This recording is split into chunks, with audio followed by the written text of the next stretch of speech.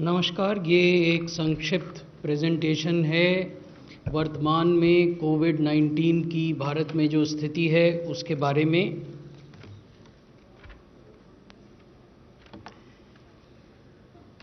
इसमें हम आपको ये बता रहे हैं कि भारत में आज भी जो केसेस पर मिलियन पॉपुलेशन हैं वो 837 हैं, जो कि विश्व के सभी बड़े देशों की तुलना में अभी भी काफ़ी कम हैं। और कुछ देश तो ऐसे हैं जहां भारत की तुलना में 12 या 13 गुना अधिक केस हैं पर मिलियन पॉपुलेशन। अगर हम मृत्यु को देखें पर मिलियन पॉपुलेशन के हिसाब से तो ये 20.4 है भारत में। ये भी विश्व में सबसे कम मृत्यु दरों में से है। अनेक देश ऐसे हैं जो आप इस ग्राफ में देख रहे हैं जहां 21 टाइम्स या 33 times higher deaths per million population हैं। ये महत्वपूर्ण स्लाइड है क्योंकि हमारा ये मानना है कि जब हम कोविड से लड़ाई कर रहे हैं तो एग्रेसिव टेस्टिंग सबसे बड़ा हथियार है। और जैसा मैंने पहले भी आपको बताया था कि WHO के गाइडेंस नोट में ये कहा गया है कि एडिक्वेट टेस्टिंग तब होती है जबकि आप प्रतिदिन 140 टेस्ट प्रति 10 लाख पॉपुलेशन करें और इस दर को लंबे समय तक कायम रखें। So you need to do 140 test per day per million and you need to continue this level of testing over a prolonged period of time. तो आप देखेंगे कि वर्तमान में भारत में हम 180 test per day per million population कर रहे हैं। लेकिन एक और जो महत्वपूर्ण बात है वो ये है कि ये जो पर मिलियन टेस्ट का मापदंड है इसको पॉजिटिविटी के साथ जोड़कर देखा जाना चाहिए। केवल टेस्ट कर लेना ही पर्याप्त नहीं है। आपको ये टेस्ट इस स्तर पर 140 टेस्ट प्रतिदिन प्रति 10 लाख पॉपुलेशन करने हैं ताकि आपकी पॉजिटिविटी घटकर 10% पर आ जाए पहले चरण में, और जारी रखना है इस स्तर की टेस्टिंग को ताकि आपकी पॉजिटिविटी घटकर 5% या उससे कम हो जाए। So that is the ultimate aim, to maintain this level of testing and to bring positivity down to 5% eventually और इवन लोअर देन दैट। ये जो अगली स्लाइड है इसमें हम आपको ये बता रहे हैं कि आज भी भारत में 30 राज्य और यूनियन टेरिटरीज संघ शासित प्रदेश ऐसे हैं जहां की पॉजिटिविटी भारत की जो पॉजिटिविटी का औसत है उससे कम है। सबसे नीचे भारत की पॉजिटिविटी है देश की, विच इज़ 8.07। ये भी डायनेमिक फिगर है, प्रतिदिन ये बदलता है, तो हम आपको लेटेस्ट आंकड़ा दिखा रहे हैं। और ये वो राज्य हैं, कुछ राज्य, क्योंकि 30 राज्य हम आपको इस स्लाइड में नहीं दिखा रहे हैं, लेकिन वो बड़े राज्य हैं जहाँ की पॉजिटिविटी देश की पॉजिटिविटी से कम है। और जैसा मैंने पहले आपके समक्ष निवेदन किया कि आप 140 टेस्ट प्रतिदिन प्रति 10 लाख पॉपुलेशन तो करें ही, लेकिन एम ये होना चाहिए कि इसके साथ पॉजिटिविटी पहले 10% पर लाएं अगर ज़्यादा है, और फिर धीरे धीरे उसको 5% पर या उससे कम लाएं। तो ये वो राज्य हैं जिन्होंने कि अलग अलग मात्रा में इस लक्ष्य को पाया है।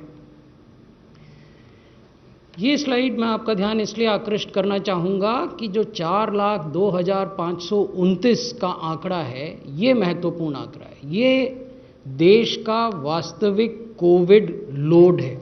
The actual load of disease as on date in the country is 4,02,529। और दूसरी तरफ वो 7,24,000 के लगभग लोग हैं जो कि ठीक हो गए, भले चंगे हो गए, अपने घर चले गए, रिकवर कर गए हैं। तो जब हम आंकड़ों की बात करते हैं तो ऐतिहासिक आंकड़ों में हमें उलझना नहीं चाहिए। हमें अपना ध्यान केंद्रित करना चाहिए एक्टिव केसेस की संख्या पर, क्योंकि वो केसेस हैं जो या तो अस्पताल में हैं और हमारे हेल्थ सिस्टम की एफिशिएंसी का इम्तहान उन केसेस के ठीक होने से है, या ये वो केस हैं जो घरों पर हैं, होम आइसोलेशन में हैं और उनकी भी मेडिकल निगरानी की जा रही है। उसके भी अलग अलग तरीके हैं जो हम आगे आपसे विमर्श करेंगे। तो महत्वपूर्ण आंकड़ा 4,02,529 का है जो एक्टिव केसेस हैं। ये मैं आपको दिखाना चाहता हूं कि कैसे एक्टिव केसेस, डेथ और रिकवर्ड केसेस, ये एब्सोल्यूट नंबर्स हैं। आप देखेंगे कि जो नीला हिस्सा है इस ग्राफ का, वो केसेस हैं जो एक्टिव केसेस हैं, यानी जो केस या तो अस्पताल में हैं या घरों में होम आइसोलेशन में हैं। जो हरा हिस्सा है वो दिखाता है जो लोग डिस्चार्ज हो गए, रिकवर करके घरों पर चले गए। और जो बीच में लाल हिस्सा है वो डेथ्स का है, वो मृत्यु जो अनफॉर्चुनेट हुई इस बीमारी से, उसको दिखाता है। आप देखेंगे कि निरंतर जो नीला क्षेत्र है ग्राफ का वो घट रहा है और जो हरा एरिया है ग्राफ का वो बढ़ रहा है, यानी रिकवरी दिनों दिन तेजी से बढ़ रही है और एक्टिव केसेस की संख्या दिनों दिन कम हो रही है।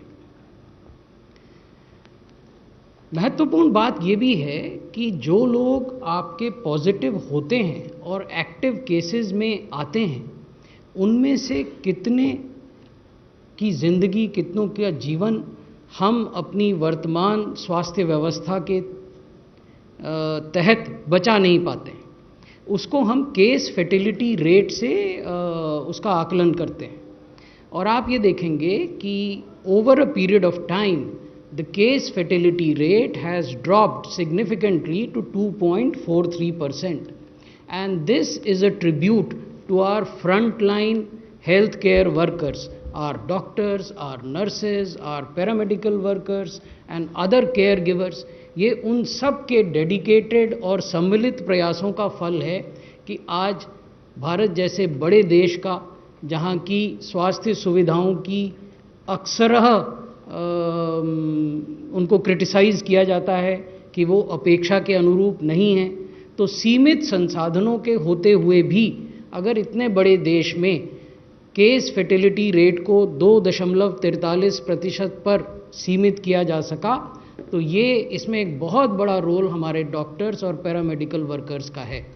एक रोल एम्स न्यू दिल्ली जैसे इंस्टीट्यूशंस ऑफ एक्सीलेंस का भी है, जिन्होंने कि आगे बढ़कर विभिन्न जो देश के मेडिकल कॉलेज हॉस्पिटल्स हैं उनको इंगेज किया, उनके क्लिनिशियंस, उनके आईसीयू के डॉक्टर्स उनके साथ टेली कंसल्टेशन किया, हफ्ते में 2 दिन करते हैं और उनको बताते हैं कि किस तरह से मरीजों की बेहतर देखभाल की जाए जिससे इस केस फर्टिलिटी रेट को और कम किया जा सके। जब हम ये कहते हैं कि देश का केस फर्टिलिटी रेट क्या है 2.43, तो हमें ये भी देखना चाहिए कि अनेक राज्य और अनेक संघ शासित क्षेत्र ऐसे हैं जहाँ की केस फर्टिलिटी रेट राष्ट्रीय औसत से भी कम है। उनका भी जिक्र यहाँ हमने किया है और ये भी एक संतोष की स्थिति है कि ये वो राज्य और संघ शासित क्षेत्र हैं जहाँ 1000 या उससे अधिक केस रिपोर्ट हुए और तब उनका फर्टिलिटी रेट इतना है। जहाँ मान लीजिए केवल 100 ही केस हैं या 200 केस हैं, संभवतः वहाँ केस फर्टिलिटी रेट की तुलना राष्ट्रीय औसत से करना उचित नहीं होगा। इसलिए हमने आपको वो तुलना दिखाई है ऐसे राज्यों की और ऐसे यूटीज़ की जहाँ 1000 या 1000 से ज़्यादा केसेस हैं, उसके बावजूद उनका केस फर्टिलिटी रेट देश के केस फर्टिलिटी रेट से बहुत कम है। तो ओवरऑल ये मेरी अंतिम स्लाइड थी। ओवरऑल मैं धन्यवाद। ओवरऑल ये निवेदन करना चाहूँगा कि अभी तक देश ने कोविड-19 के मामलों को रिलेटिवली वेल अच्छे तरीके से हैंडल किया है। भारत सरकार या भारत सरकार के स्वास्थ्य मंत्रालय का सहयोग सभी राज्य सरकारों को मिल रहा है। समय समय पर हमारी टीमें राज्य सरकारों के साथ संवाद करती हैं। ये टीमें राज्य सरकारों का भ्रमण भी करती हैं और उन्हें दिशा निर्देश देती हैं। जो भी निर्णय मंत्रालय के स्तर पर लिए जाते हैं उसमें डोमेन नॉलेज एक्सपर्ट्स और जो साइंस और एविडेंस बेस्ड इनपुट्स आते हैं उसके आधार पर निर्णय होते हैं। ऐसा ही एक साइंस बेस्ड इनपुट और डोमेन नॉलेज एक्सपर्ट के द्वारा की गई एक्सरसाइज का उदाहरण दिल्ली का सेरो सर्विलेंस है जो आपके समक्ष प्रस्तुत आज किया जाएगा। तो अभी तक जो हमारे अनुभव रहे हैं वो ये दिखाते हैं कि अगर हम effective containment, effective surveillance, house to house search for active cases, aggressive testing के बाद उनका आइसोलेशन, प्रॉम्प्ट आइसोलेशन और एफिशिएंट ट्रीटमेंट, इन चीज़ों पर ध्यान दें तो उसके परिणाम अच्छे निकलते हैं। धन्यवाद। धन्यवाद सर। Director NCDC please.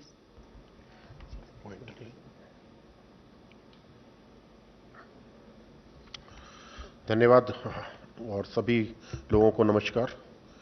मैं आज आपके समक्ष एक साइंटिफिक स्टडी सीरो प्रेवलेंस पे जो दिल्ली की आबादी के ऊपर की गई थी उसके बारे में एक संक्षिप्त विवरण प्रस्तुत करूंगा। जैसा कि आप सभी इस बात से जानकारी रखते हैं कि हमारे पास दो प्रकार के टेस्ट होते हैं। अगर कोई भी संक्रमण चाहे वायरल हो, बैक्टीरियल हो या किसी और पैरासिटिक हो, वो बॉडी में दो प्रकार के रिस्पॉन्स जनरेट करता है। पहला है एंटीजन रिस्पॉन्स और दूसरा है एंटीबॉडी रिस्पॉन्स। ये हमें समझना बहुत आवश्यक इसलिए है कि जो कोविड-19 के इन्फेक्शन में हम रिस्पॉन्स देखते हैं, पहला रिस्पॉन्स हम मेजर कर पाते हैं वो है हमारा एंटीजन रिस्पॉन्स, जिसको पकड़ने के हमारे पास दो प्रकार के टेस्ट आज की तारीख में मौजूद हैं। पहला है RT-PCR टेस्ट, जो कि सभी लोग जानते हैं, हम लोग शुरू से उसको निरंतर अपने उसमें बढ़ाते जा रहे हैं और आज देश में इसके 1000 से ऊपर भी टेस्टिंग सेंटर्स मौजूद हैं। दूसरा है हमारा रैपिड एंटीजन टेस्ट, जो अभी रिसेंटली इंट्रोड्यूस हुआ है और जिसके तहत हम लोग जो टेस्ट का रिजल्ट हम लोग करीब 24-48 घंटे में भी पा रहे थे, वो आज इस टेस्ट के द्वारा मात्र आधे घंटे में पता लग सकता है। लेकिन इसमें थोड़ी सी वो है संभ्रांति है कि सेंसिटिविटी और स्पेसिफिसिटी RT-PCR के मुकाबले थोड़ी कम है। तो पॉजिटिव हो जाते हैं, लेकिन नेगेटिव को अगर उनको सिम्टम होते हैं तो दोबारा टेस्ट किया जाता है। इन दोनों टेस्टों का एक उपयोग यह है कि व्यक्ति के ट्रीटमेंट में और मैनेजमेंट में सहायक होते हैं। ये यहां पर ध्यान देने की बात है, ये व्यक्तिगत रूप से हमको ट्रीटमेंट और मैनेजमेंट में सहायक के रूप में कार्य करते हैं दोनों टेस्ट। दूसरा हमारा टेस्ट है एंटीबॉडी डिटेक्शन टेस्ट। ये हमारा टेस्ट है जो कि हम सीरो सर्विलेंस कहते हैं और सीरो सर्वे स्टडीज में इसको उपयोग किया जाता है। इसका मुख्य उद्देश्य है एक कम्युनिटी प्रेवलेंस और कम्युनिटी इन्फेक्शन का प्रेवलेंस एट कम्युनिटी लेवल और पॉपुलेशन लेवल असेसमेंट का ये हमारा एक मापदंड माना जाता है। अगर हम इसका देखें कि इसकी हमें आवश्यकता क्यों पड़ी और यह आवश्यकता क्या है साइंटिफिक स्टडीज में, तो हम जहां तक मैं एक आपको उदाहरण के तौर पर देना चाहूंगा कि हम कोई सा भी सर्विलेंस नेटवर्क लगाएं, कहीं ना कहीं हमारे कुछ लोग इन्फेक्शन से जो संक्रमित होते हैं या जो इन्फेक्शन को एक्सपोज होते हैं, वो हमारे सर्विलेंस के दायरे से छूट जाते हैं। और वो स्वाभाविक भी है, क्योंकि वो लोग एक तो वो इंक्यूबेशन पीरियड में हो सकते हैं, दूसरे वो एसिम्प्टोमेटिक फेज में हो सकते हैं, तीसरे वो प्री सिम्प्टोमेटिक फेज में हो सकते हैं, और तीसरा, चूंकि हमें वायरल लोड बिल्टअप होने में हमारे अपने शरीर की अपनी क्षमता होती है, जिसके अनुसार शहने वायरस का हमारे शरीर में एक लेवल बढ़ता है, और जब वो लेवल एक टेस्ट को पकड़ में आने की सेंसिटिविटी के दायरे में आता है, तभी वो टेस्ट उसको पकड़ पाता है। तो इस प्रकार कुछ लोग हमारे इसके दायरे से बाहर रहते हैं। वो बर्डन हमको एसेस करने के लिए, और वो बर्डन हमको बताता है कि हमारी पॉपुलेशन में किस हद तक एक वायरस का एक्सपोजर हो गया है। तो इसी को हमने डिटेल में जानने के लिए ये सीरो सर्वे किया। आप सभी को जानकारी है कि इससे पूर्व एक ICMR ने सीरो सर्वे किया था, जिसमें कि उन्होंने पूरे देश में सर्वे किया था और 0.07 प्रेवलेंस निकला था। ये दो प्रकार का सर्वे था। पहला था जिसमें सिटीज को जीरो प्रेवलेंस, मिनिमम प्रेवलेंस और मीडियम और मैक्सिमम प्रेवलेंस में क्लासिफाई किया था, और दूसरा था हैवी प्रेवलेंस डिस्ट्रिक्ट्स को, सिटीज को, जिसमें कि जब बहुत ज्यादा प्रेवलेंस था उनके सिर्फ कंटेनमेंट जोन में किया गया था। तो इसी प्रकार दिल्ली में यह सर्वे सिर्फ साउथ ईस्ट डिस्ट्रिक्ट के कंटेनमेंट जोन में किया गया था, और वहां पर यह सर्वे हमको यह बताता था कि यहां पर प्रेवलेंस या वायरस का एक्सपोजर एक लेवल से आगे हो चुका है। तो इसी को पूरी तरह एस्टिमेट करने के लिए हमारा ऑब्जेक्टिव था कि दिल्ली की पॉपुलेशन में infection prevalence among general community कितना हुआ है, यह जानने के लिए हमने ये सर्वे किया था। अब जैसे कि सर्वे के उसके रिजल्ट के बारे में जाऊं, तो मैं आपको दो प्रकार की बातें बताना चाहूंगा कि सीरो सर्वे और जो एंटीबॉडीज का हमारे शरीर में जो जनन होता है या जो उसका आगे बढ़ाव होता है, वो पहले हमारा रिस्पॉन्स, बॉडी का इम्यून रिस्पॉन्स IgM जनरेट करता है। ये एंटीबॉडी चौथे से 5वें दिन और 5 से एसिम्प्टोमेटिक में 7वें दिन आ जाती है हमारे शरीर में। तो इस एंटीबॉडी का ये प्रकार होता है कि ये एक्टिव इन्फेक्शन को दर्शाती है और 5 से लेके 21वें दिन तक इसका डाउनफॉल चालू हो जाता है। 21वें दिन से ये ग्रेजुअली नीचे आना चालू हो जाती है। तो हमको अगर इसकी प्रेजेंस मिलती है तो ये हमको एक्टिव इन्फेक्शन दिखाती है। लेकिन चूंकि ये जल्दी राइज होती है और जल्दी फॉल होती है, इसलिए हमको टोटल एक्सपोजर के बारे में इसमें उतनी जानकारी नहीं मिल पाती। इसी के साथ एक दूसरा एंटीबॉडी रिस्पॉन्स होता है जो कि IgG होता है। यह रिस्पॉन्स थोड़ा सा लेट जनरेट होता है 14वें से 15वें दिन के दौरान और इसकी एक सस्टेन्ड लॉन्गेविटी होती है, कुछ लंबे समय तक ये रहता है। चूंकि ये इन्फेक्शन एक नए वायरस के द्वारा है, ये मैं यहां पे आप लोगों को इसलिए हाईलाइट करना चाहूंगा क्योंकि कितने समय तक ये एंटीबॉडीज हमारे शरीर में रहती हैं, इसके बारे में अभी डिटेल साइंटिफिक स्टडी के लिए उतना समय साइंटिस्ट को नहीं मिल पाया है। तो ये हमें शने शने पता चलेगा कि इस एंटीबॉडी का हमारे रक्त में कितने समय तक मौजूद या प्रेजेंस रहती है, ये जानने के लिए। अब मैं इसके थोड़े से नतीजों के ऊपर आपका ध्यान दिलाना चाहूंगा। जो हमें नतीजा बेसिकली मिला है वो मिला है, ओवरऑल हमारा प्रेवलेंस है 22.86। ये हमारा प्रेवलेंस है, एडजस्टेड प्रेवलेंस। मैं आपको इसके बारे में थोड़ा सा ये बताना चाहूंगा कि जो टेस्ट हमने उपयोग किया है एलाइजा टेस्ट, और एलाइजा टेस्ट ICMR ने उसको वो किया था और स्टडी की थी और उसकी सेंसिटिविटी पाई थी 92.1 सेंसिटिविटी और स्पेसिफिसिटी थी 97.7। मतलब कुछ लोग इस सेंसिटिविटी के दायरे से अलग थे। तो इसको हमने जो आपने प्रेस में रिलीज में भी देखा होगा 23.48% जो प्रेवलेंस था, उस प्रेवलेंस को इसकी सेंसिटिविटी स्पेसिफिसिटी के साथ एडजस्ट करके हमने यह प्रेवलेंस किया है और यही हमारा इस स्टडी के दौरान ट्रू प्रेवलेंस माना जाएगा। अगर आप इसको थोड़ा सा डिटेल में देखना चाहेंगे तो आपको लगेगा कि हमारे 8 डिस्ट्रिक्ट, 11 में से 8 डिस्ट्रिक्ट दिल्ली में जिनका सीरो प्रेवलेंस 20% से ज्यादा आया है। इसमें सबसे ज्यादा जो अगर हम बात करें तो हमारी डिस्ट्रिक्ट आती है, सेंट्रल डिस्ट्रिक्ट है, उसके बाद हमारी नॉर्थ ईस्ट डिस्ट्रिक्ट है, नॉर्थ डिस्ट्रिक्ट है और शाहदरा डिस्ट्रिक्ट है। ये हमारे डिस्ट्रिक्ट जो है काफी 27% के आसपास इनमें प्रेवलेंस मिला है। मतलब ये हमको इंगित करते हैं कि यहां पर वायरस का एक्सपोजर यहां की पॉपुलेशन को, एक 27% पॉपुलेशन को ऑलरेडी तकरीबन हो चुका है। यही आपको ग्राफ के द्वारा भी दिखाई पड़ जाएगा। अगर हम इसके बाद हम ये अगर इसके ऑब्जर्वेशंस को कंपाइल करने की कोशिश करें तो हम ये देखेंगे कि ये हमको 8 डिस्ट्रिक्ट्स में 20% से ज्यादा है। और ये हमको एक बात और ध्यान दिलाता है जो कि मुख्य स्टडी की जो हम कम्युनिटी प्रेवलेंस की बात करते हैं, वो ये है कि 6 महीने हमारे आज की तारीख में इस आउटब्रेक से हो चुके हैं लड़ते हुए, और दुनिया में इस वायरस का एक्सपोजर 6 महीने से ज्यादा हो चुका है। लेकिन फिर भी अगर हम इसको देखें तो हमारी दिल्ली की पॉपुलेशन 22.86% ही आज की तारीख में इससे एक्सपोजर हुआ है या संक्रमित हम उसको मान सकते हैं।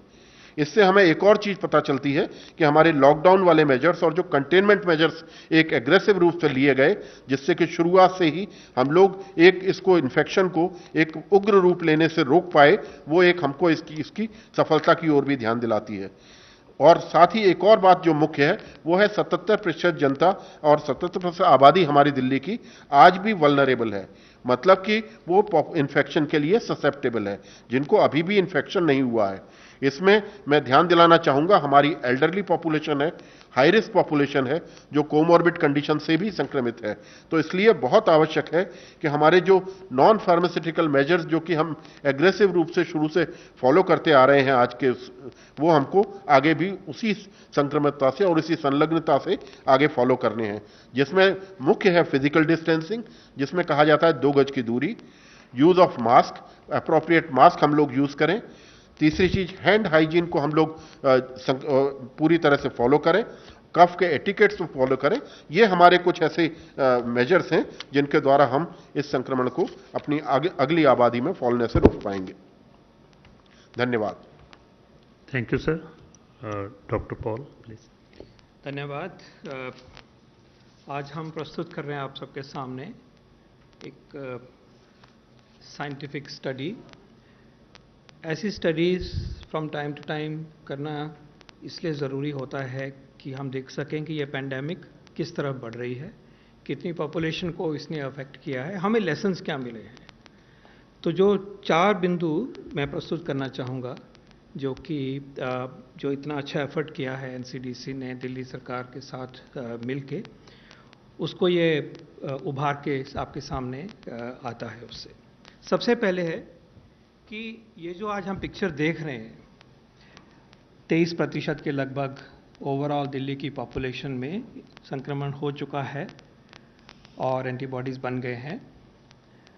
अगर उसकी हम पिक्चर देखें कि ये कब का है, ये जो प्रेवलेंस आई है ये किस डेट्स की हैं, तो ये ज़रूरी है जानना कि हमारा सर्वे जो हुआ था वो 27 जून से लेकर 10 जुलाई के भीतर हुआ था। डेटा कलेक्शन जो थी 5 जुलाई तक थी। तो ये लगभग हमें जो पिक्चर पेश करता है ये 3rd वीक ऑफ जून की करता है। 18-19 जून को जो सीन था ये उसको उद्धरित करता है। एंटीबॉडी बनने में, जैसे बताया गया, डॉक्टर सुजीत ने अच्छी तरह से पिक्चर के साथ समझाया आपको, आईजीजी एंटीबॉडी के लिए लगभग 14 दिन लगते हैं। तो लेकर चलिए कि ये 20 जून 19 जून के आसपास जो पिक्चर थी, उस समय अगर आपको ध्यान होगा तो बहुत तेज़ी से केसेस बढ़ रहे थे। 3000 से भी ज़्यादा केस पर डे लगभग हो रहे थे और उसके बाद में धीरे धीरे बदलाव आया और आज हम एक अच्छी पोजीशन तक पहुँचे हैं। तो पहला है कि ये किस समय को डिपिक्ट करता है, ये हमें उससे हमें मदद मिलती है सारी इस चीज़ को समझने के लिए। और ये एक जनरल दिल्ली का सीन है और बहुत बड़ा सर्वे किया गया, 20,000 से भी ज़्यादा व्यक्तियों का सर्वे किया गया और इसलिए हमें ये बहुत रोबस्ट डेटा है। इसको हमें जिसको समझ के हम इस्तेमाल करेंगे अपने डिजीज़ कंट्रोल में भी और सिटीजन्स को भी इसका पता होना चाहिए कि हम किस तरह से इस तरह से आगे बढ़ रहे हैं। मेरा दूसरा मुद्दा है और दूसरा पॉइंट यह है कि देखिए 6 महीने के बाद भी एक ऐसे शहर में जिसकी की पॉपुलेशन डेंसिटी बहुत हाई है, पॉपुलेशन बहुत ज़्यादा है, घने एरियाज भी हैं, हमारे पेरी अर्बन पॉपुलेशन भी है, तो उसमें भी जो संक्रमण पहुंचा है वो 22-23% लोगों तक ही पहुंचा है। अगर इस तरफ से देखें, पहले क्लास अगर हम कहें कि किस तरफ है, तो ये दिखाता है कि जो मेहनत दिल्ली के वासियों ने करी, जो सरकार ने करी, जो अच्छी प्रैक्टिसेस अपनाई गई, वो इस बीमारी को सीमित करके रखा। बहुत सारी हमारी पॉपुलेशन जो है वो बची हुई है और ये हमें श्रेय देना पड़ेगा हम सब जनता का सबसे पहले। और इसके अलावा जो कंटेनमेंट की स्ट्रैटेजी सरकार ने अपनाई और मंत्रालय ने और एनसीडीसी ने दिल्ली सरकार के साथ, एमसीडी के साथ मिलकर जो चलाई, उससे हम उस तक सीमित कर सके कि आगे इन्फेक्शन नहीं हो। ये दिखाता है कि अगर हम साइंटिफिक प्रिंसिपल्स को फॉलो करते हैं तो पेंडेमिक को पकड़ में रखा जा सकता है और ये हमें कॉन्फिडेंस देता है अपनी स्ट्रैटेजी में और अपनी अप्रोच में। और इस टाइम तक आप ख्याल रखिए कि 6 महीने हो चुके हैं। इसमें एक बहुत बड़ा फैसला जो लॉकडाउन का हुआ था, उसका भी श्रेय, उसका जो कंट्रीब्यूशन है, उसका गेन भी दिखाई देता है। उसके साथ साथ जो तैयारी हुई, कंटेनमेंट हुई, उसके प्रोसीजर्स हुए, वो सब कुछ उसको दर्शाता है। ये मेरा दूसरा पॉइंट है।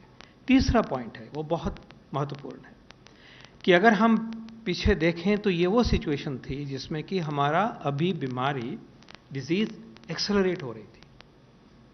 20, 22, 21 जून तक ग्राफ दिल्ली का तो था, वो बढ़ रहा था। उसके बाद ये सब कुछ होते हुए भी और लाइफ नॉर्मल चलते हुए भी कोई नई रिस्ट्रिक्शन नहीं लाई गई। जब और तेज़ी लाई गई डिसीज़ कंट्रोल के लिए तो उसका असर दिखा। तो जिन वजहों से हमने इसको सीमित किया, उनको जब और भी पक्का किया गया, उसका रिव्यू लेने के बाद जुड़ के एक मेहनत की गई, तो हमें रिजल्ट मिला कि हम उस संक्रमण को और भी दबा सकते हैं। और आज कहाँ पे लगभग 3800-3900 पर डे केसेस हो रहे थे, आज 1000 से नीचे केसेस हो रहे हैं। ये भी दिल्ली ने करके दिखाया। तो ये भी हमें कॉन्फिडेंस देता है और ये बहुत इंपॉर्टेंट बात उभर के आ रही है in terms of disease control, that when you work in a systematic way, by contact tracing, by testing, by containment, by isolation, by quarantine, और एकजुट होकर उसको आप लागू करते हैं, तो असर दिखाई देता। और इसके साथ साथ नॉर्मल ज़िंदगी को जीते हुए हम सब जो फिज़िकल डिस्टेंसिंग की बेस्ट प्रैक्टिसेस को लेके सस्टेन कर पाए हैं, उसका श्रेय भी उसको चीज़ को जाता है। तो ये एक जो स्टोरी लाइन है, उसको आगे जो हुआ है उसमें जो कॉन्फिडेंस हमें दिखाई देता है एक कलेक्टिव अप्रोच का, वो भी इसमें चिन्हित हुई है जब हम आज इस सर्वे को देखते हैं। मेरा लास्ट पॉइंट है जो कि शायद सबसे महत्वपूर्ण है। अब याद रहे कि अभी भी 77% हम सब संक्रमित नहीं हुए हैं। संक्रमण हो सकता है। वायरस को वो सब व्यक्ति पसंद हैं जिनके अंदर अभी संक्रमण नहीं हुआ, क्योंकि वो वहाँ पहुँचेगा। और 77% जो है नंबर बचा हुआ है, ये अच्छी बात है।